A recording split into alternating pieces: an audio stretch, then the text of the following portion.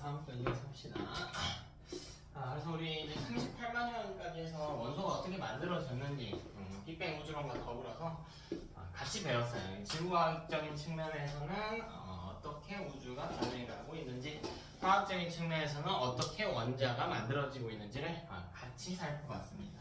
자, 그럼 다음 이야기는 어디로 이어지냐면, 원소는 사실 120개 정도가 있고요. 그리고 그 중에 꼴 한 2개 생성되는 거 배웠지. 그 나머지 원소들은 어떻게 만들어졌나? 다 따로따로 등장하진 않으니까 겁먹지 마시고요. 그리고 우주 탄생 과정에서도 38만 년까지 해서 어떤 원자가 만들어졌는지를 본 거거든요. 근데 그 원자들이 이제는 또 뭉쳐가지고 별도 만들고 행성도 만들고 해야 될 거 아니야? 그 과정은 어떻게 되는지 한번 볼 거예요. 자, 근데 그 둘도요, 같이 등장하는 개념이라 겁먹을 필요가 없다. 자, 그 전에 우리 잠깐 이 우주에, 현재 우주에 존재하는 원소의 질량비를 간단하게 다루고 들어갈게요. 자, 우주에는요, 사실 38만 년 때 만들었던 수소와 헬륨이 대부분이야. 근데 수소가 더 높아요. 수소가. 우리 수소 헬륨 질량비 몇 대 몇이라고 했지, 얘들아? 3대? 예, 질량비는 3대 1, 개수비는 12대 3분의 그랬다고 했지. 근데 지금도 유지가 되고요. 이 둘이 합쳐서 거의 100%야. 자, 이 둘만 있다고 생각해 봅시다. 그럼 3대 1이면 몇 프로랑 몇 프로일까? 이 둘만 있어. 3대 1이라고 하는 걸 퍼센트로 나타내.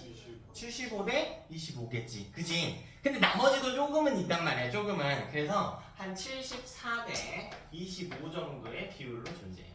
거의 3대 1이죠. 지금도. 그래서 자, 퍼센트까지는 외울 필요는 없어요. 퍼센트까지는 외울 필요는 없고. 자, 그리고요. 지구는 어떤가 한번 볼까? 자, 지구에는 철이 제일 많아. 우주에는 철이 그럼 거의 없다는 이야기인데, 지구엔 철이 어떻게 많은지도 이야기를 해봐야겠다. 자, 철강으로 많은 건요, 산소예요, 산소. 산소. 자, 그 다음은 규소입니다, 규소. SI. 14번 원소고요. 실리콘이라는 이름을 갖고 있어, 실리콘. 자, 그럼 지구 중에서도 지각, 우리가 밟고 있는 지각에는 어떤가? 자, 지각에는 산소가 가장 많고요. 그 다음 규소, 그 다음 알루미늄 순으로 많습니다. 이런 애들이 우리가 땅을 밟았을 때 있는 광물을 구성하고 있는 경우가 많아요. 자, 마지막으로 생명체도 한번 정리해보세요. 사람 몸속에는 어떤 원소가 가장 많은가? 산소가 가장 많은 질량비를 차지하고 있어. 개수로 따지면 수소가 제일 많아요. 근데 지금 우리 질량 이야기하고 있어요. 질량. 자, 그 다음 탄소예요. 그리고 수소입니다. 수소는 개수는 제일 많은데 하나하나의 질량을 봤을 때 좀 가벼워서 세 번째 질량이에요. 그럼 우리 저런 원소들이 어떻게 나왔는지 별 탄생 과정을 살펴보면서, 그리고 탄생한 이후의 진화 과정을 살펴보면서 어떻게 나왔는지 볼 거예요. 자, 첫 번째로 우주 공간에 성간 물질들이 있어요. 자, 성간 물질은 이제 수소나 헬륨 같은 얘네가 가스 형태로 존재하거든. 기체 형태로. 그렇게 얘네 만들어졌다고 했어. 많이 있어. 자, 얘네가 뭐 할 거냐면 중력 수축이라고 하는 과정을 겪게 될 겁니다. 중력 수축이 뭔지 봐야 될 거 아니야. 중력 수축. 중력에 대한 이제 제 정의가 한번 필요한데, 우리는 이제 중학교 단계로 지구가 물체를 당기는 힘이라고 배웠잖아. 근데 중력의 본체는 어디에 있냐면요, 만유 인력에서 파생된 개념이야. 만유 인력은 뭐냐면 많은 모든이야. 모든. 유는 유한한인데, 유한한이 무슨 말이냐면 질량을 어쨌든 갖고 있다라는 뜻이거든요. 인력은 서로 끌어당기는 힘이지. 자, 해석해 볼게요. 모든 질량을 가진 모든 물체는요 서로 끌어당긴대. 자, 나랑 저기 뒤에 있는 윤선 서로 끌어당긴대. 기분이 좀 나쁠 수도 있는데 어쩔 수 없어. 질량을 가지고 있기 때문에 끌어당겨야 돼. 나랑 저기 있는 민영이의 필통을 서로 끌어당긴대. 질량을 갖고 있으니까. 저 필통과는 칠판을 서로 끌어당긴대. 질량을 갖고 있으니까. 자, 그럼 저 필통이 지금 칠판 쪽으로 끌려오고 있나 실제로? 보여요? 안 보이죠? 자, 왜냐면 중력이라고 하는 힘은요 질량과 비례하는 값이거든요. 질량과 비례해서 커지는 이 힘이야. 근데 저 정도의 질량은 너무 작다는 거야. 이게 눈에 보일 정도로 유의미하려면 질량이 그래도 한 지구 정도는 돼야 된다고. 눈에 보이는 게 지구가 당기는 것 정도만 보여. 그래서 우리가 이거를 좀 심플하게 중학교 때 편하게 정의한 것 뿐이에요. 중력은 그냥 지구가 물체를 당기는 힘이다. 근데 실상은 그게 아니라고. 모두가 서로 끌어당기고 있다고. 질량을 갖고만 있다면. 그럼 봐봐. 우주 공간에 수소랑 헬륨이 있을 거 아니야. 얘네도 질량을 어때요? 가지고 있으니까 서로 뭐 한다고? 끌어당긴다고. 이해돼요? 얘네도 질량을 가지고 있어 끌어당겨. 근데 수소랑 헬륨은 엄청 가볍지 않나요? 그럼 하나하나 놓고 보면 매우 가벼운 기체거든요.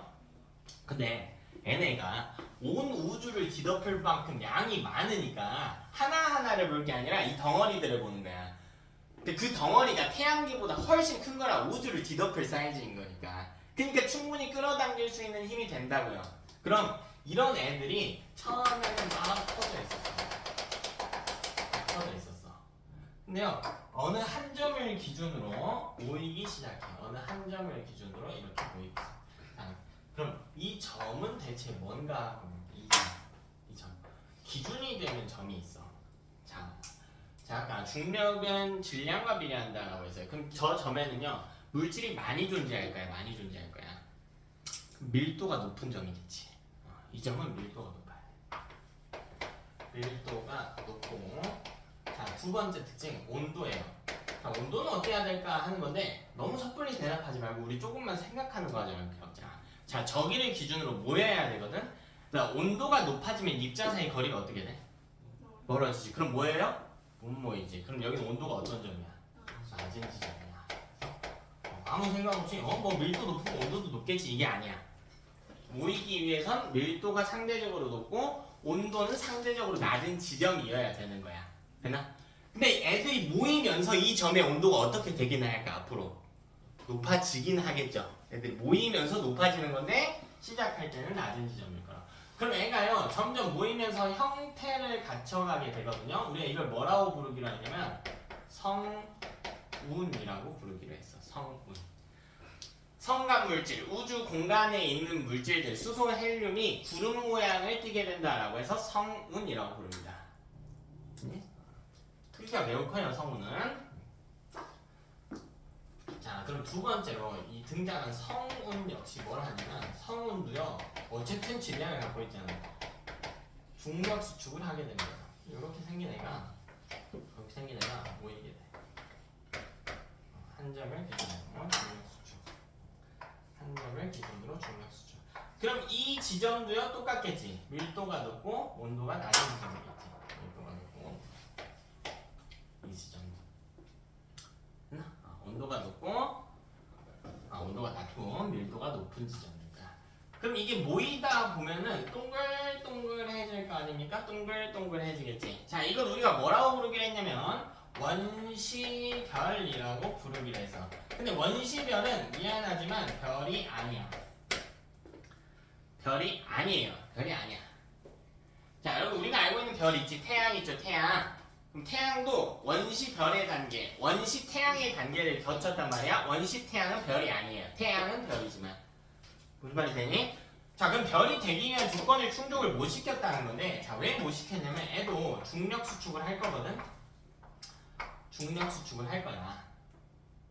봐봐, 애는 중력 수축만 할 거예요. 다른 힘은 받지 않고요.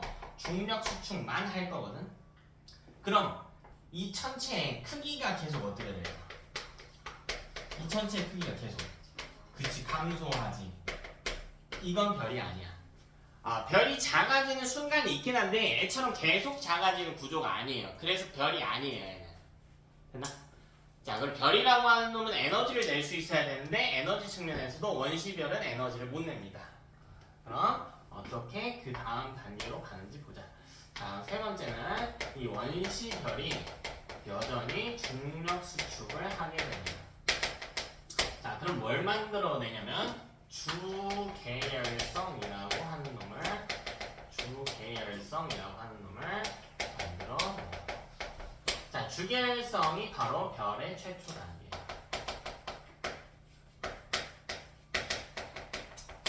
그럼 무슨 차이가 있나 봐야겠지? 무슨 차이가 있나? 그 그림 한번 볼게. 여기 원시별이고요. N은 중력수고. 자, 그럼 이 이후의 상황을 보자. 자, 그럼 애 크기가 어떻게 돼요? 크기가 어떻게 될까? 중력수축 하니까 별 크기가.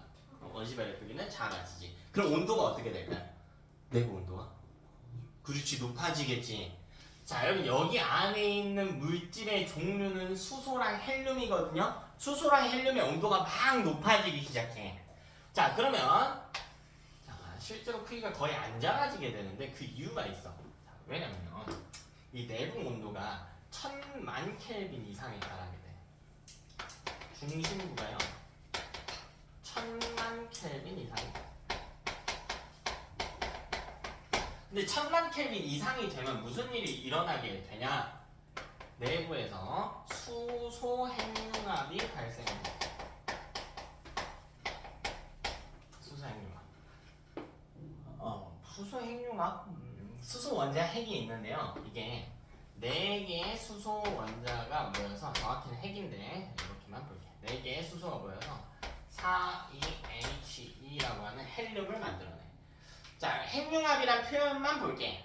핵이 모여서요, 원자 핵이 모여서 더 큰 원자 핵을 만든다라는 뜻이야. 더 큰 원자 핵을 만든다. 수소가 작은 수소들이 모여서 더 큰 헬륨을 만든다. 정확히는 핵이 맞아요. 네. 그렇게 디테일하게 물어보진 않아. 자, 그리고 이것 뒤에 무슨 일이 일어나냐면 에너지가 발생해.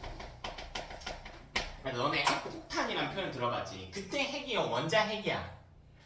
우리 2차 세계대전 때 미국이 던졌던 원폭 2개가 있지. 일본에 던졌던 나가사키랑 히로시마에. 자, 그게 수소 핵폭탄이야. 그게 수소 핵폭탄. 근데 이건 그것보다 규모가 어떨까? 당연히 훨씬 큰 거지. 말도 안 되게 더 큰 거죠. 지구에서 깔짝깔짝한 정도가 아니라 지구보다 훨씬 큰 별 단위에서 일어나는 거니까. 그럼 그 여기서 내부에서 폭발이 뻥 하고 일어나서 주변을 밀어낸단 말이야.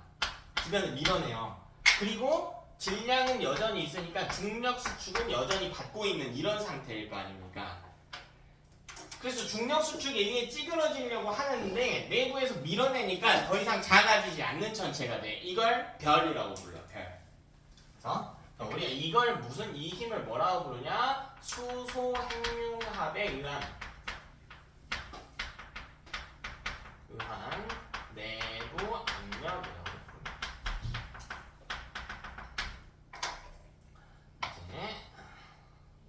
자, 그 다음 주결성의 두 번째 특징 한번 볼게. 자, 주결성은 별 생애의 대부분을 차지합니다. 그러니까 인간으로 따지면 신생아 단기거든? 우리 신생아 단기를 지내는 기간이 굉장히 짧잖아요. 총 수명에 비해서는. 근데 주결성은 90% 이상을 보내는 시기예요. 별 생애 90% 이상을 보내는. 자, 그리고 우리 우주의 별 수도 없이 많죠? 수도 없이 많아. 그럼 그 별마다 주계열성 단계일 때 질량이 좀 다를 거 아닙니까? 사람도 신생아마다 좀 우량아도 있고 좀 왜소한 아이도 있고 하듯이. 자, 근데 얘는 질량이 클수록 아쉽게도요 수명이 짧습니다. 자, 이 온도는 외워야 돼. 1000만 켈빈 이상 외워야 돼. 다 외워야 되지만 시험에 무조건 나오는 내용이에요. 뭐 사람으로 따지면 사람 그렇지가 않아요. 우량아는 수명이 짧다 이렇게 생각해 주시면 돼. 그럼 이 수명이 뭐에 의해 결정이 되는 건지 구조를 이해해 봅시다. 수소 핵융합이 진행된다는 건 수소가 모여서 헬륨으로 바뀐다는 이야기거든. 그럼 수소의 양은 점차 어떻게 될까?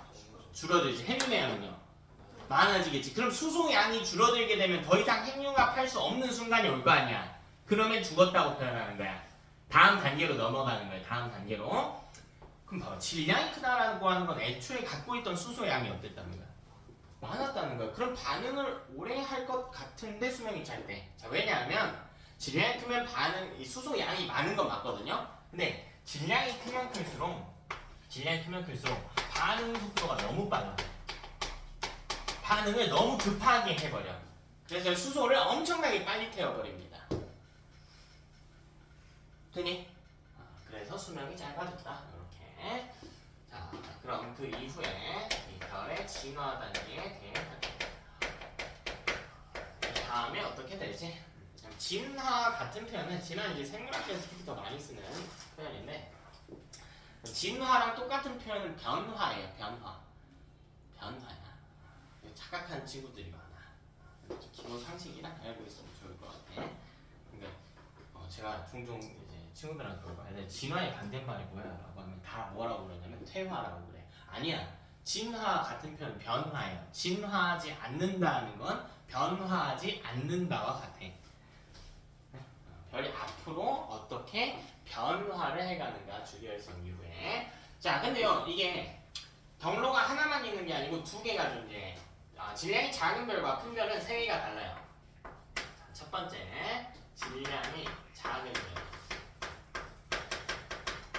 작다의 기준이 뭔가요? 한 태양 정도? 태양 정도? 이 정도면 작은 거야. 그러니까 우리는 다행이지. 지구 생물 입장에서 다행이죠. 왜? 태양의 질량이 작으니까 수명이 어때? 기니까. 태양 아직 주계열성 단계거든요. 그럼 첫 번째 주계열성 단계를 지나게 될 거야. 자, 주계열성. 자, 우리 내부에서 무슨 일이 일어나고 있냐면 수소가 헬륨으로 바뀐대. 그리고 여러분 무거운 원소는 가운데에 있으려고 하거든요. 그러니까 수소랑 헬륨만 있어요. 주계열성은. 상대적으로 가벼운 수소는 바깥쪽에 위치하게 돼. 내부에는 그럼 헬륨이 계속해서 쌓이고 있는 구조가 될 거고 바깥쪽에는 수소가 있는 구조야. 자, 우리 다시 기억하자. 내부 몇 도? 중심부 몇 도? 그렇지, 1000만 켈빈 이상. 자, 1000 아니야. 매우 뜨거워요. 매우 뜨거워. 감을 좀 잡아볼까요? 용광로가 뜨거우면 보통 한 2000도거든. 그거보다 5배 뜨거우면 몇 도니? 2000도보다 5배 뜨거우면? 안 도지. 그거에 1000배 더 뜨겁다고. 그거에 1000배 더 뜨겁다고. 자, 그리고 아주 중요한 이야기. 수소 핵융합이 일어나고 있다. 어디서요? 중심부만 온도가 1000만 이상이거든. 우리 너네 태양 배웠거든요. 태양 표면 온도가 몇 도였는지 혹시 기억나니?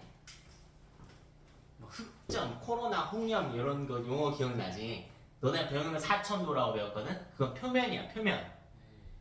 근데 중심부는 얼마 이상이래? 1000만 이상이래. 1000만 이상. 그러니까 이 반응이 일어나려면 1000만 이상은 돼야 된다고. 1000만 이상은. 자, 대략만 이야기해줄게. 왜 이렇게 뜨거워야 되냐면 핵융합이라고 했잖아. 원자가 하는 게 아니야. 지금 우리 원자는 38만 년째 이미 만들어져 있지. 그럼 다시 이걸 핵으로 바꿔야 된단 말이에요. 근데 원자에서 원자핵을 추출하려면 무슨 일이 있어야 돼? 핵에서 전자를 떼어내야 되지. 그러려면 에너지가 필요할 거 아니야. 그 정도의 에너지를 공급하려면 1000만 켈빈 이상은 돼야 된대. 그래서 내가 아까 뭐라고 했냐면 헬륨 원자 핵을 만드는 건 되게 어려운 이야기라고 했단 말이야. 이런 것 때문에 그래. 이런 것 때문에. 자, 그럼요. 이게 시간이 지나면 어떻게 되나 보자. 시간이 지나면 내부에 핵융합이 더 이상 일어날 수가 없게 돼요. 수소양이 너무 적어지거든. 그럼 내부에 있는 이 빨간 힘은 사라지고요. 초록색 힘, 중력 수축만 계속 진행되겠지. 그럼 다시 어떻게 될까? 크기가 작아지겠지. 이게 되지. 그럼 온도가 다시 어떻게 돼요? 응축되는 거니까 온도가 높아지겠지. 그래서요. 내부 온도가 1억 켈빈에 달하게 되거든. 그럼 1억 켈빈에 달하면 온도가 높아지면 더 무거운 원소의 핵융합이 가능해져. 지금은 무슨 핵융합했어요? 수소가 핵융합해서 뭘 만들어서? 헬륨 만들었지. 그러면 이번에 누구도 핵융합할 수 있게 된다고? 헬륨도 핵융합할 수 있게 된다고. 그래서 이 별이 오히려 더 커져. 살짝 작아졌다가 온도가 내부가 1억 켈빈 이상에 달하면 더 커져요. 더 커져. 그럼 내부에서는 헬륨이 핵융합을 진행하게 돼. 헬륨보다 무거운 탄소, 너네는 탄소까지만 하지. 탄소를 만들어. 그리고 외부에 헬륨층 조금 있고요. 수소층 조금 있고. 이런 거죠. 자, 그럼 이 내부는 1억 켈빈 이상. 그래서 헬륨 핵융합이 일어나. 헬륨 핵융합. 그래서 뭐까지 만드냐면 탄소를 생성한다는 거야. 그러니까 탄소가 핵융합한다가 아니에요. 헬륨이 핵융합해서 탄소를 만들어낸다라는 이야기야. 여기서 약간의 디테일 챙겨볼까요? 중심부가 1억이면 외곽의 온도는 1억보다는 어떨까요? 낮겠지? 근데 이 가장 여기 볼래 여기는 무슨 일이 일어나냐면 수소행융합이 일어나. 가장자리 쪽에서는 왜 1억보단 낮지만 수소행융합 일어나려면 얼마보다 높으면 돼? 1000만보다 높으면 되는 거니까. 그래서 이것보다 한 단계 바깥쪽 층에서는 수소행융합도 일어나. 행융합도 일어나. 가장자리에서는 수소행융합도 일부 일어날 수가 있는 구조예요.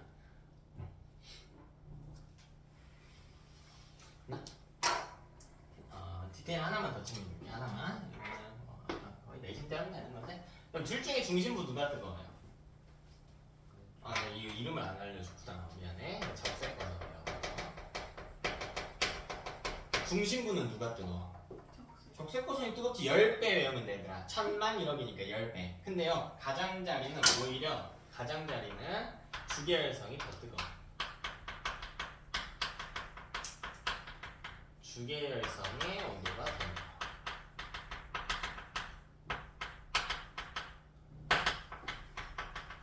오히려 주계열성이 뜨거워요.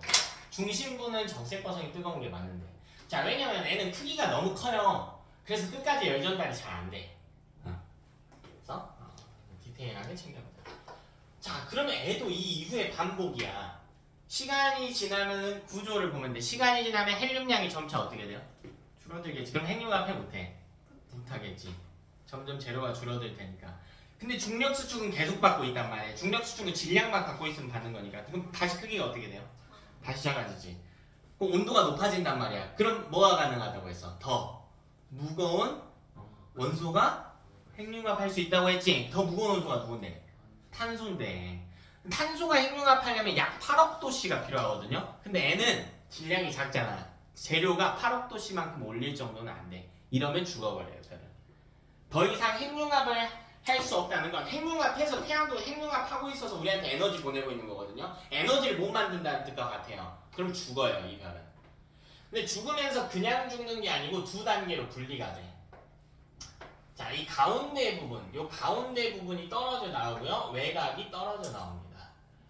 그럼 먼저 외곽 부분 볼까요? 이 외곽 부분. 이 가운데, 여기 가운데 제외하고 외곽 부분이 둥 하고 떨어져 나와. 이렇게 동그랗게 예쁘게 되어 있을 거 아니야. 여기는 어떤 원소가 있을까? 외곽에는 어떤 원소가 있을까? 외곽에 어떤 원소 있다고 했어? 누구랑 누구? 수소랑 외곽에. 수소랑 헬륨이 있다. 이런 덩어리가 있다고요. 자, 이걸 우리가 뭐라고 부르냐면 행성상성운이라고 불러. 행성처럼 동글동글하게 예쁘다라고 해서 행성상성운이라고 불러. 아까 이성운하고는 좀 다르지. 이성운하고는 좀 다르잖아. 생성 원리가. 얘는 이미 동글동글해진 상태에서 분리가 됐기 때문에 동글동글하다고. 행성만이야. 행성상성운은 어디로 만들어진 거냐? 적색거성의 가장자리가 떨어져 나와서 만들어진 겁니다. 그러면 여기 중심부에 가운데 작은 이 중심부도 떨어져 나온단 말이야. 이 중심부에는 누가 제일 많을까? 그렇지, 탄소겠지. 왜 핵융합이 끝난 시점이니까 탄소밖에 없겠죠, 거의. 자, 얘는 크기가 매우 작고요, 매우 뜨거워요. 이걸 우리가 뭐라고 부르냐면 백색 외성이라고. 외소하다 해서 외성이라고. 얘는 적색거성의 중심부가 진화한 형태입니다. 그치? 이렇게 죽어가. 태양도 곧 이렇게 돼서 죽을 거예요. 한 10억 년 있으면. 뭐 우리가 걱정할 정도는 아니겠지. 자, 두 번째는 그렇다면 질량이 큰 별은 어떻게 되는가? 근데 크다의 기준이 대략 어느 정도냐면 대략 태양이 10배 이상.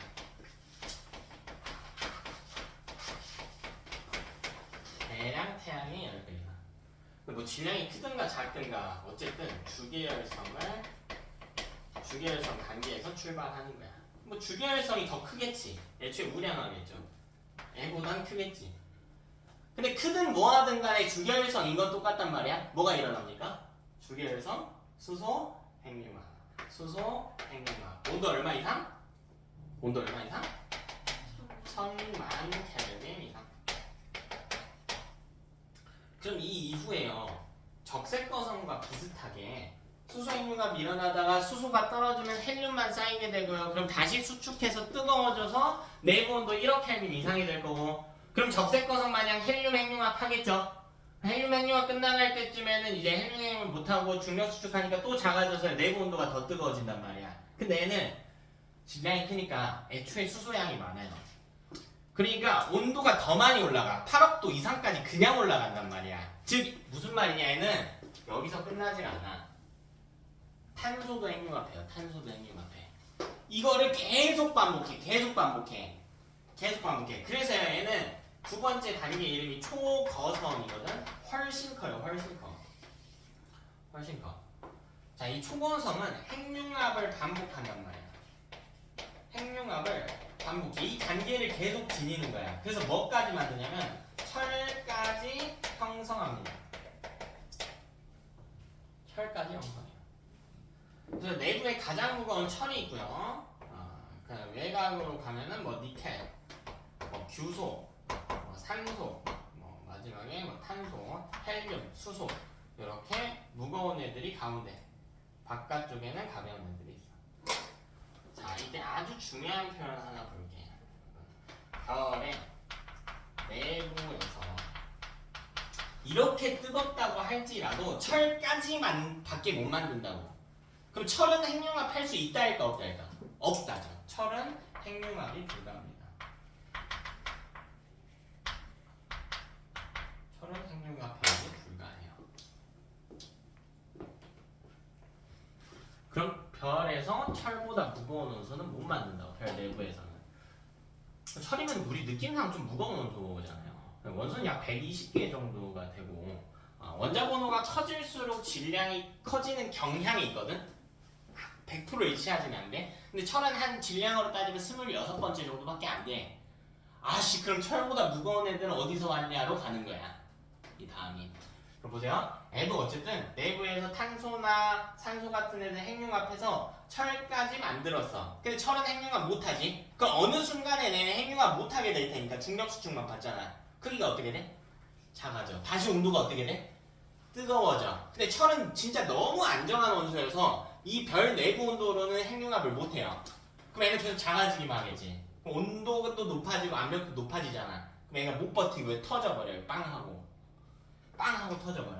그래서 이 이후에 세 번째 단계가 빵하고 터지는 거야. 이걸 우리가 뭐라고 부르냐면 초신성 폭발이라고 부르요.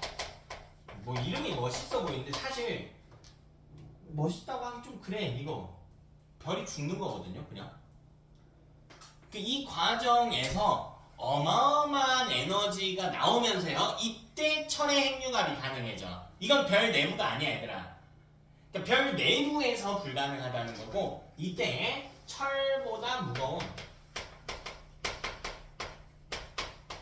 금이나 우라늄 같은 것들이 생성이 된다. 철보다 무거운. 그러니까 우리가 이 지구를 생각할 때 규모를 좀 더 확장해서 봐야 돼요. 이 우리 규모가 태양계 정도에 머무르면 안 돼. 태양계의 중심이 되는 놈이 누구니? 누구야? 태양이지. 항성을 기준으로 봐야 되니까. 에너지 공급원인. 근데 태양은 주별성이라니까요. 태양이 갖고 있는 원소는 뭐랑 뭐밖에 없어. 골라. 수소랑 헬륨밖에 없어. 그럼 지구에 있는 철, 금, 우라늄 이런 건 태양이 준 게 아니야. 지구는 한 46억 살 정도 되거든요. 그럼 그것보다 한참 이전에 있었던 다른 별이 있었고요. 걔가 초신성 폭발하면서 주변으로 철도 내놓고 철보다 무거운 애들도 내놓고 이 안에 있는 걸 막 뿌린단 말이야. 그 잔해들이 지구에 와서 머물러 있는 것 뿐이야. 그러니까 찌꺼기로 돼 있는 것 뿐이야. 그런 초신성 폭발의 찌꺼기로. 그럼 애는 시간이 지나면요, 이제 요 둘 중에 하나로 변하게 돼. 자, 애는 표현이 좀 달라. OR이야, OR. 애는 두 개로 나뉘어진다고요. 애는 OR입니다. 둘 중에 하나로. 자, 첫 번째는 블랙홀이 될 수가 있어요. 자, 애는 이 중에서도요, 질량이 클 때. 자, 하나는 중성자별. 이거는 여러분이 따지기 좀 어려워요. 아까 중성자별이었지? 중성자 위주로 구성된 별인데요. 네, 이름만 보세요. 이 중에서는 질량이 작을 때는 중성자별로 진화하게 됩니다. 이 중에서도 질량이 크면 블랙홀, 저 중에서 질량이 작으면 중성자별이 됩니다. 되니?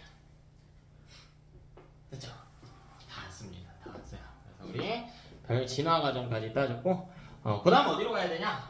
그렇다면 그 별 중에 이제, 우리 삶에 가장 밀접한 영향을 주는 연관이 있는 태양계를 한번 잡아봅시다.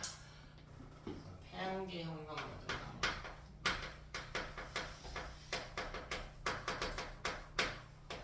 그래도 이 천체 중에 학생들이 이 중에서는 보통 블랙홀들을 제일 많이 궁금해하던데 그러니까 블랙홀 봐봐. 사실 저렇게 놓고 보면 딱 봤을 때 뭔가 되게 미스테리하고 신비한 천체지. 실제로 그렇기도 하지만 근데 그냥 이렇게 놓고 보면 뭐예요 결국? 별에? 그치, 찌꺼기 시체지. 시체인 것 뿐이야 시체인 거. 근데 우리가 생각해 블랙홀이 어떤 느낌이냐면 배운 대로 보면요 그냥 무지막지하게 질량이 큰 태양의 최소 40배 이상 정도는 되는 이런 별의 시체인 것 뿐이야. 그 시체가 이렇게 한 점에 모여 있는 거거든요. 그럼 봐봐 그 별의 질량이 매우 크잖아요. 근데 질량이 크면 중력의 크기가 어떻게 됐네? 커진다고 했잖아. 그럼 주변에 그걸 막 빨아들이지.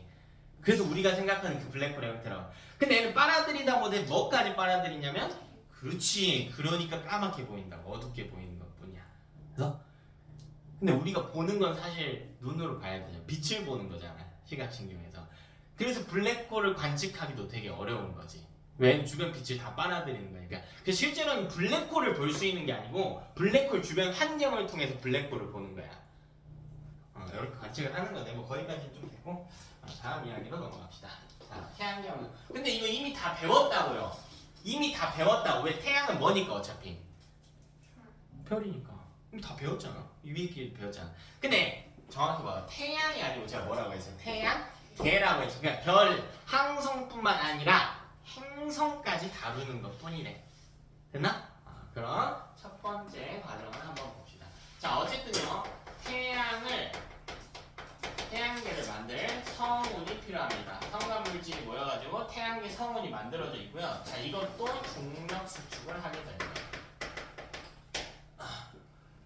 이렇게 생긴 애가 중력 수축을 하게 됩니다. 이 이후에 어떻게 되냐면 가운데에는 태양처럼 이게 태양이라고 보기 좀 그렇고요. 태양이라고 보기 좀 그렇고 찌그러져 있는 전체와 주변에 이런 형태의 가스 특별들이 모여 있어. 이걸 태양계로 보기 좀 그렇지 않습니까? 그래서 이런 단계를 뭐라고 부르냐면 두 번째로 원시 태양과 원시 태양. 그러니까 이건 태양이 아니라고 했잖아. 원시별은 별이 아니라고 했잖아. 원시 원반이 형성됩니다. 근데 얘네가 형성되고 끝이 아니고요. 형성되고 나서 질량을 갖고 있으니까 중력 수축도 하고요. 또 뭐 또 하냐면 회전도 합니다. 회전도 해요. 자, 예쁘게 일자로 빨려 들어오는 게 아니고 회전하면서 빨려 들어와요. 회전하면서. 이렇게 생긴 좀 못생긴 원시 태양이 있었다면 완벽하게 동그랗지는 않아. 근데 뭐 거의 동그랗게 표시는 됩니다. 원시별도 동그랗게 해서. 자, NA가 회전합니다. 그럼 이 원반 부분에서 뭐가 만들어집니까? 원반 부분에서 우리가 알고 있는 행성이 만들어질 거 아니야. 지구, 수성, 화성, 목성 이런 데 만들어질 거 아니야. 근데 걔네의 탄생 시기가 나이가요 거의 다 똑같아. 왜냐면 이 과정에서 하나하나 만들어진 게 아니고 이 과정에서 동시에 다 만들어진 거거든. 그리고 하나 더 볼까요? 이해를 하면 뭐까지 알 수 있냐면 이 도는 방향이 일정할 거 아니야. 그래서 수금지와 목토천의 공전 방향은 다 똑같아요. 이 힘으로 도는 거거든. 이 힘으로. 이때 이 힘으로.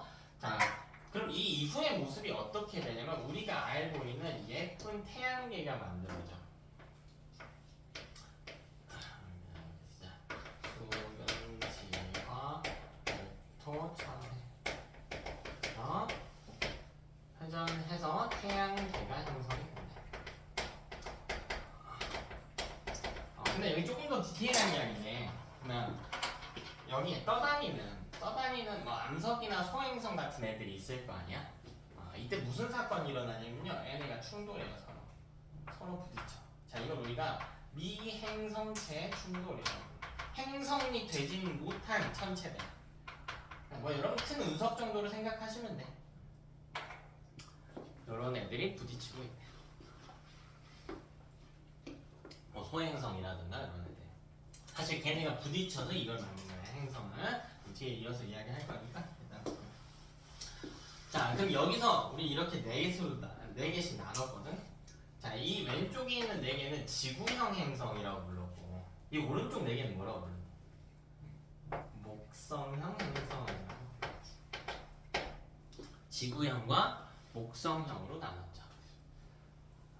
그래서 이 행성의 차이까지 간단하게만 한번 볼게요. 자, 지구형은 일단 구성 성분이 금속이나 암석 이런 식으로 구성이 돼요. 목성형은 가스나 티끌로 구성돼요. 자, 이게 왜 그러냐면 입자 하나만 놓고 보는 거야. 그래도 여기 저 멀리 초신성 폭발에서 튀어나온 철이 하나 있대. 철. 그 수소도 하나 있대. 하나. 누가 더 무거울까? 철이 무겁겠지. 그래서 원자 번호가 수소는 1번이니까 제일 가벼운 원자란 말이야. 근데 얘네가 처음에 이쪽으로 끌려왔을 거 아니야. 중력을 받아서. 근데 질량이 큰 놈이 중력을 더 많이 받는다고 했단 말이야. 그러니까 지구형 쪽에, 태양과 가까운 쪽에 있는 애들은 밀도가 큰 원소들이 위치하는 거야. 하나당 질량이 큰 원소들이. 그렇게 되겠다. 자, 그리고 나머지 특징들 잠깐 볼게요. 어차피 상대적인 거니까 목성형 애만 써줄게. 자, 목성형 애들은요, 밀도가 작은 편이야. 왜? 수소, 헬륨 이런 애들이니까 밀도가 작은 편이야. 근데요, 그 양이 너무 무식하게 많아가지고 질량은 오히려 큰 편이에요. 그 수소 하나랑 철 하나 놓고 보면 당연히 철이 무겁겠지만 수소 양이 어마무시하게 많다고. 우주 대부분 74% 이상이 수소잖아요. 그래서 부피도 크다고요. 자, 그 다음 사물에서의 상태를 살펴보면 가스, 티끌, 수소 이런 애들이니까 녹는 점이 매우 낮은 편이고요. 공전주기도 한번 볼까요? 공전주기는 긴 편이야. 왜? 공전 궤도가 훨씬 더 길거든. 도는 궤도를 살펴보면 지구형은 이 주변에서 깔짝 한 바퀴 돌면 되는데 목성형은 훨씬 더 크게 돌아야 되잖아요. 그래서 공전 주기가 긴 편이야. 근데 역으로요, 자전 주기는 짧은 편이에요. 지구는 하루에 한 바퀴 돌잖아. 얘는 하루에 많이 돌아. 4바퀴, 5바퀴씩 돌아. 자, 왜냐면 이 자전 주기는 얘네는 가스나 티끌이거든. 가스나 티끌이잖아. 이 입자가 움직이는 속도는 훨씬 빠르단 말이야. 그래서 자전 주기는 짧은 편입니다. 그치? 다 왔어. 다 했어. 오늘 진짜 마지막 내용. 그럼 저 태양계에서 더 들어가야겠지. 누구 볼까 이제? 누구 봐야 돼? 뭐만 보면 돼? 물론 목성형도 보면 좋겠지. 여기 제일 중요한 게 누구야? 지구지? 왜? 우리가 살고 있으니까. 그럼 여기서 지구가 어떻게 만들어졌는지만 보면 돼요. 그럼 오늘 끝나. 그러니까 제가 이야기했잖아요. 통과는 여러분이 조금만 관심을 가지면 물론 공부가 어떻게 재밌겠냐마는 다른 과목들보다 좀 더 재밌어질 수가 있다고. 흐름이 굉장히 뚜렷하다고요. 흐름이. 첫 번째 과정을 한번 볼까요? 얘는 사실 과정이 거의 하나예요. 거의 하나. 지금 디테일하게 나누면 있겠죠. 자, 미행성체 충돌입니다. 자, 미행성체 충돌 아주 중요해. 아주 중요해. 자, 왜 중요하냐면 이게 지구 형성 원리예요. 그럼 사실 지금까지 대부분의 천체들이 만들어질 때 이용됐던 힘은 뭡니까? 어떻게 만들어졌어요? 뭘 통해서 거의 다? 핵융합 플러스 중력 수축이잖아요. 근데 얘는 중력 수축하고 상관이 없어. 그럼 질량이 있잖아요. 중력 수축을 받긴 하는데요. 지구는 중력 수축에 의한 이 크기 변화가 거의 미미한 편이야. 질량이 작은 편이라서. 지구 만들 때 원리는 중력 수축이 아니야. 오케이? N은 중력 수축 아니에요. 기억해야 돼. N은 지구 형성의 원리는 중력 수축이 아니야. 중력 수축이 원리가 아닙니다. 원리가 아니에요. 자, 그럼 미행성체 충돌이 뭔지 보자. 자, 여기 작은 소행성들이 있었다고. 얘네가 부딪힌다고. 그냥 부딪힌다고. 이 이후에 어떻게 되냐? 부딪혀서 깨질 것 같잖아. 근데 그게 아니고요. 부딪혀서요. 부딪힌 부분이 매우 뜨거워지면서 녹아요. 서로 엉겨붙어. 그래서 여기 녹아가지고 엉겨붙어. 부딪혀가지고 서로 녹아가지고 붙어버려요. 그러니까 크기가 오히려 어떻게 돼? 커지겠지. 크기가 커지죠. 엄청 뜨거워지면서. 그럼 이거를 반복한단 말이에요. 왜 이 궤도 내에 멀리 초시성 폭발해서 떨어져 온 찌꺼기들 많이 있을 테니까. 걔네가 막 엉겨붙기 시작해가지고 크기가 커져요. 그래서 이걸 반복하다 보면 무슨 일이 일어나냐면 마그마 바다라고 하는 형태가 생성이 됩니다. 마그마 바다. 그러니까 일로 갈 때는 온도가 높아진 상황이야. 온도가 높아진 상황이지. 계속 부딪혀서 녹고 막 엉겨붙으니까. 근데 이거를 반복하게 되면 얘는 동그란 모양과 가깝게 형성이 돼. 약간 타원이긴 한데 지구는 가로 방향으로 조금 더 찌그러져 있긴 한데요. 거의 구형이 가깝게 만들어집니다. 근데 여기는 매우 뜨겁죠. 매우 뜨겁죠. 온도가 막 600도 막 이래. 600도 그냥 넘어가 버려. 이게 지구라고 부를 수가 있어? 아니죠. 그래서 이거를 마그마 바다 상태라고 불러요. 혹은 불덩이 지구라고도 불러. 마그마 바다. 이 표현을 훨씬 더 많이 써요. 그럼 이때의 특징이 뭐냐면 우리 지구는 층을 나눌 수가 있지. 몇 개 층으로 나누니? 오, 그 4개 층으로 나눠요. 4개 층. 어떻게 나눠요? 지각? 멘틀? 외핵? 내핵. 자, 이게 왜 나눠질까? 밀도 차이 때문이야. 이걸 지구를 이렇게 보면 우리가 알고 있기에는 내핵, 외핵, 멘틀, 지각 이렇게 나눠지잖아. 근데 이 윗부분만 봐봐. 이 윗부분만. 여기만 봐봐. 밀도가 큰 애들의 특징은 중심부로 몰려간단 말이야. 밀도가 작은 애들은 중심부에서 멀어진단 말이야. 우리 비커에다가 물하고 기름을 한번 떠놓고 볼까요? 밀도가 큰 물은 가라앉고 밀도가 작은 기름은 위로 둥둥 뜨게 되지. 자, 근데 오늘 엄마가 집 가서 소고기 하나 끓여줬다고 해볼게. 아니 뭐 갈비찜, 기름기 좀 많은 거 요리했다고 해봅시다. 자, 소고기 묵국을 끓였을 때 여러분 팔팔 끓고 있을 때 위쪽에 기름 잘 보이나요? 잘 안 보여요. 근데 식으면 어때요? 잘 보이지. 갈비찜 봐봐. 식으면 위에 허연 기름 둥둥 떠있지. 그치? 자, 분리가 잘 돼. 왜냐면 온도가 높은 상태에서는 액체나 기체의 대류가 활발해지거든. 대류는 위아래로의 흐름이야. 가열하게 되면은 대류가 활발해져요. 그러니까 밀도 차이가 나더라도 섞인다고요. 막 이렇게. 그러니까 잘 안 보여, 위쪽에 기름층이. 근데 이게 식으면은 대류가 덜 일어나게 되면서 밀도가 작은 애들이 붕 뜨는 구조야. 근데 얘는 봐봐. 온도가 어때? 매우 뜨겁지? 그럼 층이 분리가 될까 안 될까? 안 되죠. 층 분리가 안 돼. 층이 없어요. 층이 없어. 이게 마그마 바다 상태의 특징이다. 시간이 지나게 되면 근데 이게 미행성체가 무한대로 와서 부딪히지는 않을 거 아니야. 어느 순간에는 부딪힐 만한 미행성체들이 거의 다 없겠지.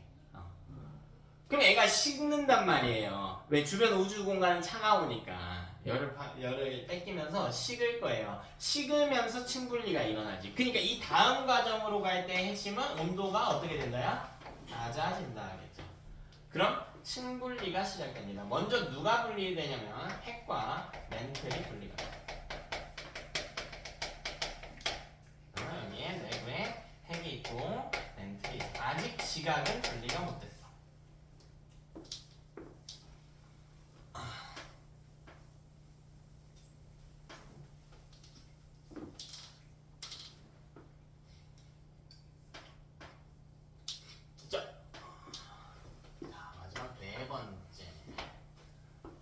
그럼 뭐만 만들면 돼? 지각만 만들면 되죠. 자, 근데 거기에 플러스로 조금 더 해봅시다. 땅도 좀 볼 거고요. 바다도 좀 볼 거고요. 그 다음 공기 중도 한번 살펴볼까요? 지금 지구 온도가 이렇게 보자. 600도씨라고 해요. 600도씨. 그럼 바다에 있을 수 있나? 없죠. 이 땅을 구성하고 있는 이 규산염 광물의 농도는 보통 한 400도씨 정도거든요. 땅이 있을 수 있나? 없지. 공기는요? 공기는 어때? 600도? 가능하지. 600도가 무슨 상관이야? 어차피 온도가 높으면 높아질수록 물질의 상태는 기체가 되는 건데. 그래서 가장 먼저 들어온 게 뭐냐면 원시적인 대기예요. 자, 근데 지금과 성분이 아예 달라요. 지금과 성분이 아예 달라. 지금은 이산화탄소 농도가 0.01%만 올라가서 지구온난화니 뭐니 하면서 막 되게 큰 일처럼 여겨지고 있지. 큰 일이야, 큰 일인데 이때 당시에는 지금 지구의 대기 조성비를 한번 볼까요? 누가 제일 많죠? 질소 약 78%. 나머지 두 번째 산소 21%, 세 번째가 아르곤. 그 다음 이산화탄소 이렇게 가는 거거든. 근데 이산화탄소 비율 매우 작아. 근데 이때 당시 이산화탄소 비율이 50%가 넘었다고. 지금 0.00 몇 %인데 이도 50%가 넘었다. 그러니까 지금 대기는 아닌데 원시적인 대기가 있긴 했다고요. 있긴 했어. 근데 그 이산화탄소가 이제 시간이 지나면서 물에 녹으면서 이 양이 줄어온 거거든요. 자, 그 다음 누가 오냐면요. 지금 200도씨라고 이렇게. 그럼 바다 있을 수 있냐 없냐? 바다. 없지. 물에 끓는 점 100도인데 바다가 어떻게 있어? 그래서 지각이 먼저 들어가지. 물론 뒤편에 배우겠지만 지각이 이제 바다도 포함하긴 하는 건데 일단 좀 분리해 봅시다. 깡 정도로 생각해 봅시다. 원시 대기, 원시 지각, 그리고 원시 바다 순서로 형성이 됩니다. 그럼 지구 모습이 완성이 됐을 거라고. 다 하고 진짜 맞아요. 더 안 적을 거야 이제. 진짜 맞아. 자, 이제 뭐만 하면 되냐면 지구 만들어냈거든요. 거기다가 생명체만 좀 들어봅시다. 생명체, 최초의 생명체. 그럼 지구 역사가요 46억 살이에요. 46억 살. 그럼 최초의 생명체가 언젠가 만들어졌지 않을까? 언젠가 만들어졌겠지. 그 시기를 지금은 한 25억 년 전쯤으로 추론하고 있거든. 25억 년 전쯤으로. 그러니까 지구 나이로는 한 20억 살 정도일 때. 20억 살 정도일 때. 자, 근데 그 놈이 어디서 탄생했냐라는 걸 찾아주는 거야. 자, 최초의 생명체가 등장했는데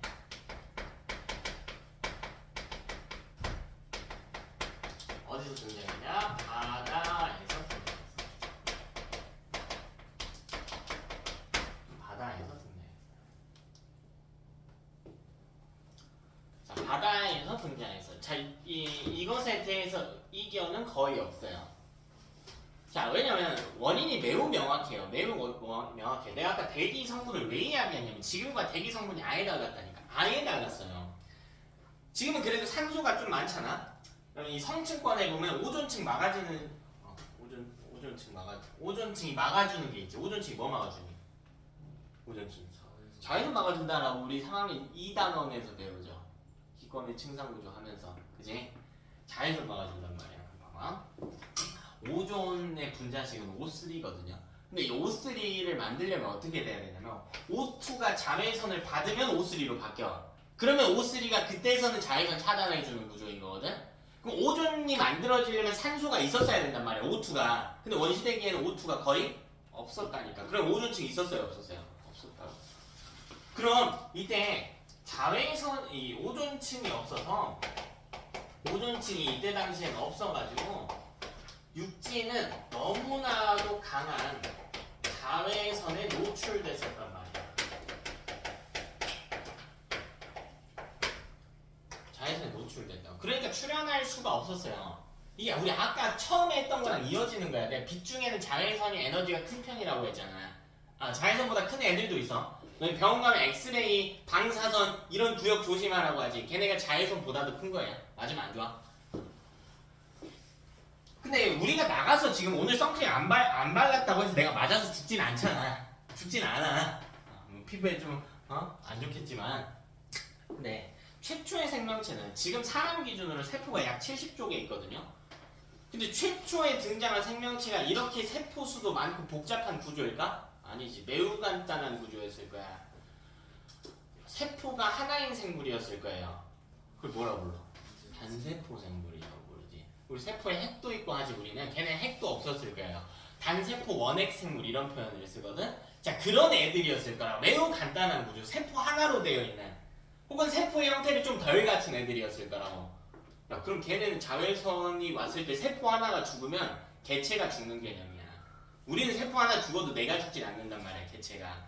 그러니까 육지에서는 출현하는 게 불가능했다고. 바다에서 이게 탄생을 했고요. 그럼 이때 최초의 생명체 중 누가 있었냐면 이 최초의 생명체 중 이게 여러 종류가 있어. 근데 통합과학에서는 주로 애에 대해서 다루거든요. 이 광합성 하는 세균이 있어. 남세균이라고 부르는데 광합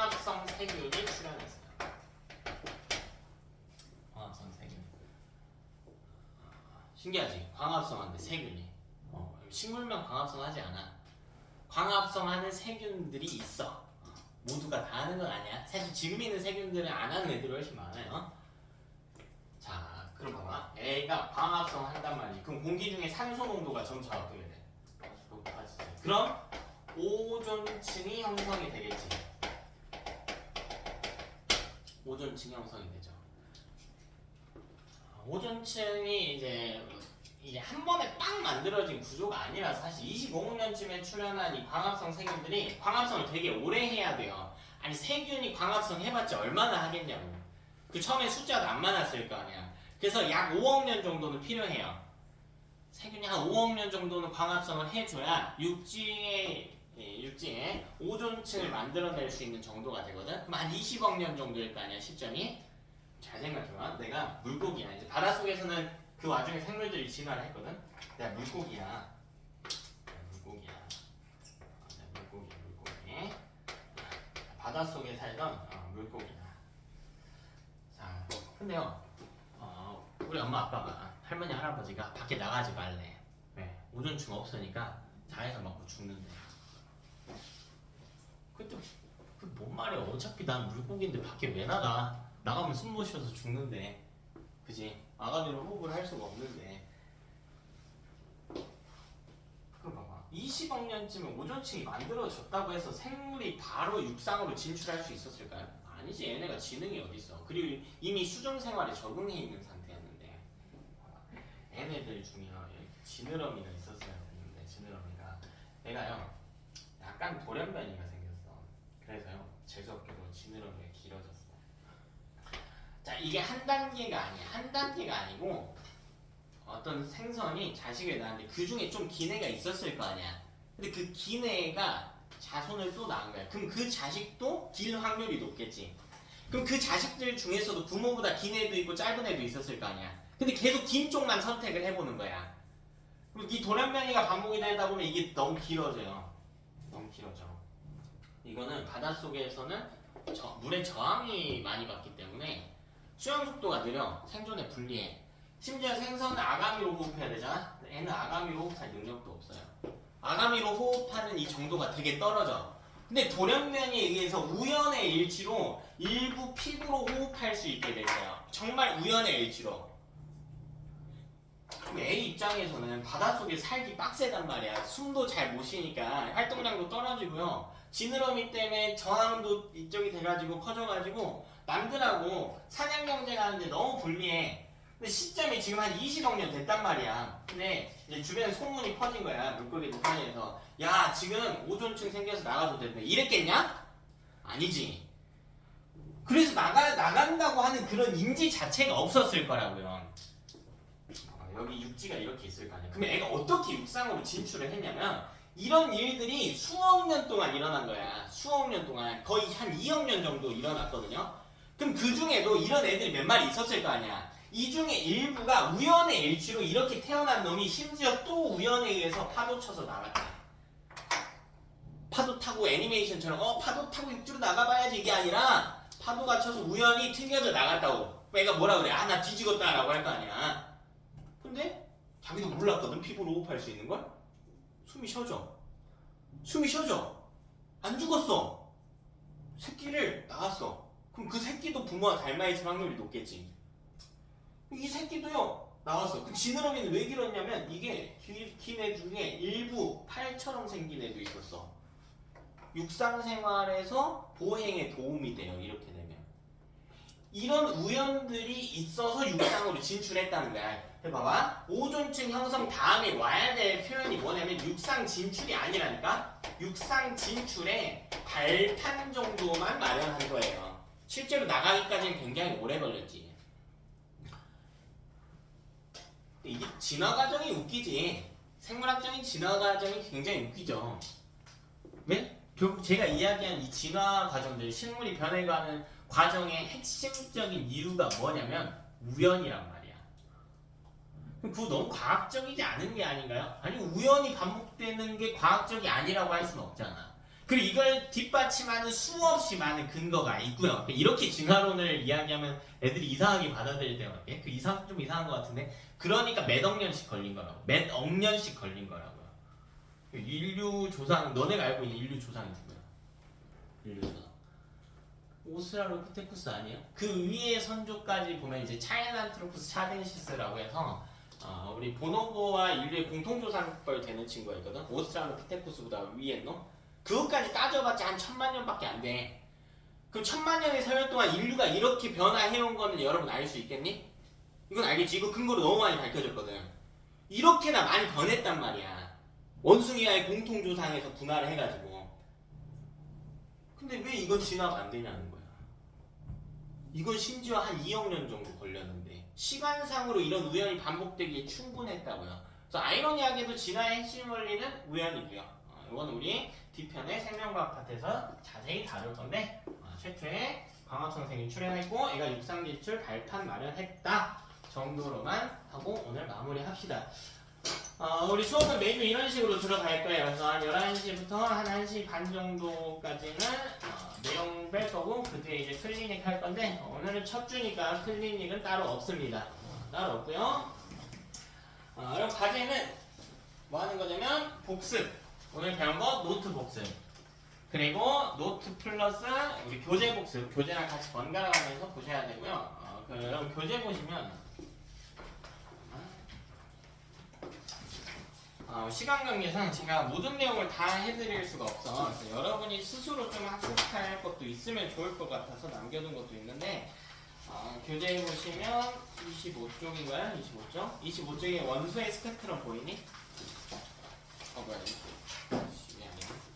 25쪽 원소의 스펙트럼 해서 보여요? B 해서 오늘 스펙트럼 이야기 이렇게 자세히는 안 했거든요. 근데 여러분이 노트에 추가적으로 정리하세요. 오케이? 그리고 혼자 학습해봐. 다음 주에 질문 많이 받아줄 테니까 혼자 학습해보시고 25쪽. 그리고 저랑 과제 관련해서 이야기를 조금만 할게요. 자, 여러분 과제 제가 뭐 하라고 했어요? 뭐 하라고 했죠? 뭐 하라고 했니? 뭐 하라고 했어? 복습하라고 했지. 그 다음에 뭐 하라고 했어? 42페이지까지 풀어라고 했죠. 그 다음에 고치기를 하라고 했지. 고치기 이렇게가 돼야 돼. 자, 봐봐. 과제의 비중을 알려줄게. 복습 35%. 자, 고치기 비중 35%. 자, 풀기 30%. 자, 여러분한테 수업 시작할 때 뭐라고 했냐면 좀 몰라도 된다, 완벽하지 않아도 된다라고 해서 과제 역시 마찬가지예요. 마찬가지야. 자, 물론 여러분이 점수를 실력을 높이기 위해서 학원을 다니는 거니까 과제를 해야 합니다. 해야 해요. 근데 이번 주에 불의의 일이 있어. 예를 들면 다리가 부러졌어. 숙제 좀 못했어요. 가족여행을 5일 동안 갔어. 근데 가족여행 해외에 5일 가서 거기까지 가서 숙제 굳이 안 해도 괜찮아. 그럴 수 있지. 방학이고 하니까. 근데 보면 아주 나쁜 습관을 가진 친구들이 있어요. 자, 첫 번째. 이게 말하기도 또 그렇다. 답지 컨닝 하는 거 하지 마세요. 보면 딱 보이거든요. 근데 내가 기분이 굉장히 안 좋아. 얘는 날 뭘로 보길래 이거 컨닝한 걸 모를 걸까. 근데 그걸 떠나서요. 의미가 없잖아. 실력 올리는데. 그치? 차라리 솔직하게 이야기. 이번 주 이래서 못했다. 자, 그 다음 이렇게 되어 있는 친구들이 있어.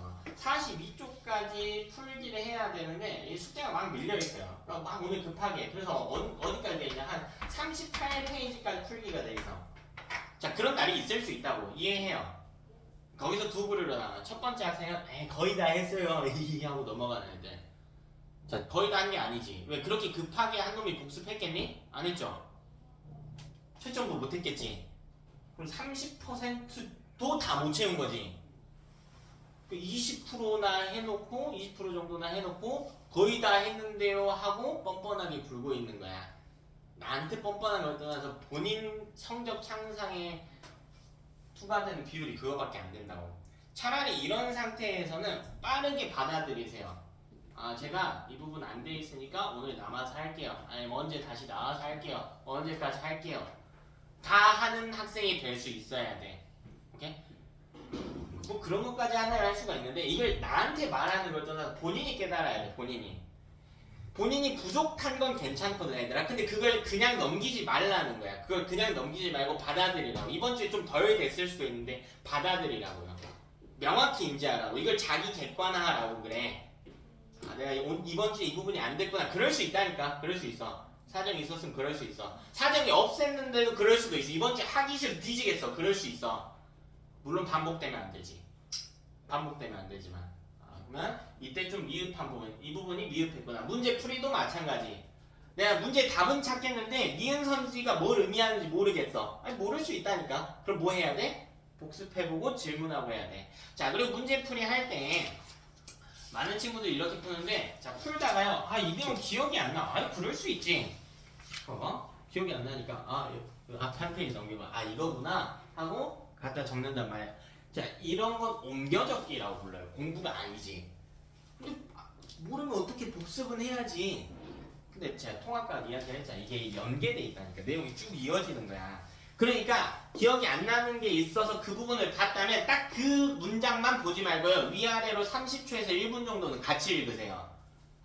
오케이? 제일 좋은 거는 문제 풀 때 앞에 안 보고 푸는 건데, 만약 그런 상황에 처했다면 이렇게 하고 첫 줄에 잠소리 많았는데 여기까지 하고요. 복습하고 42쪽까지 가자. 그럼 다음 주는 수업 이후에 클리닝, 테스트 볼 건데, 테스트는 매주 저번 주에 배운 거 볼 거야. 그러니까 오늘 배운 거 다음 주에 테스트 볼 거니까 복습 다시 한번 해오셔야겠지. 여기까지 합시다.